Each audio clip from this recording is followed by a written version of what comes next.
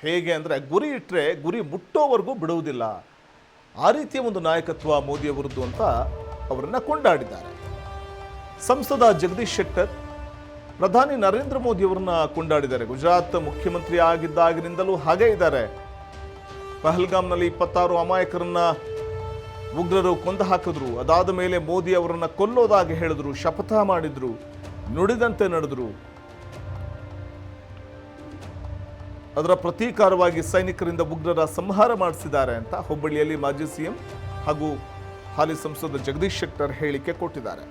ಇನ್ನು ಗುಜರಾತ್ ಮುಖ್ಯಮಂತ್ರಿ ಇದ್ದಾಗಿನಿಂದಲೂ ಕೂಡ ಮೋದಿಯವರು ಹಾಗೇ ಇದ್ದಾರೆ. ಪಹಲ್ಗಾಮ್ನಲ್ಲಿ 26 ಮಂದಿ ಅಮಾಯಕರನ್ನ ಕೊಂದು ಹಾಕಲಾಗಿತ್ತು. ಅದಾದ ಮೇಲೆ ಮೋದಿ ಅವರನ್ನ ಕೊಲ್ಲೋದಾಗಿ ಪ್ರತೀಕಾರ ತೀರಿಸ್ಕೊಳ್ತೀವಿ ಅಂತ ಹೇಳಿದ್ರು, ನುಡಿದಂತೆ ನಡೆದ್ರು ಅಂತ ಜಗದೀಶ್ ಶೆಟ್ಟರ್ ಮೋದಿಯವರ ಗುಣಗಾನ ಮಾಡಿದ್ದಾರೆ.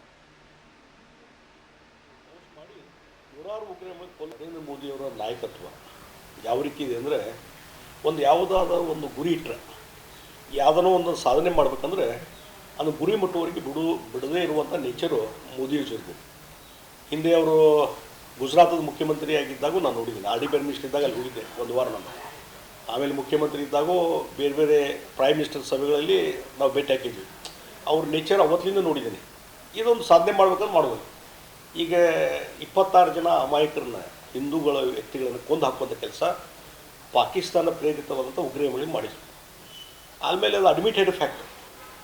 ಅದಾದಮೇಲೆ ಮೋದಿಜಿಯವರು ಏನೊಂದು ಕರೆ ಕೊಟ್ಟಿದ್ರು, ಡೆಫಿನೆಟ್ಲಿ ಅಲ್ಲಿ ಹೋಗಿ ನುಗ್ಗಿ ನಾವು ಅವ್ರು ಕೊಂದು ಹಾಕ್ತೀವಿ ಅಂತ ಹೇಳಿ. ಹೀಗಾಗಿ ಉಗ್ರಗಾಮಿಗಳ ನೆಲೆಯನ್ನು ಇವತ್ತು ಧ್ವಂಸ ಮಾಡಿ ನೂರಾರು ಉಗ್ರಗಾಮಿ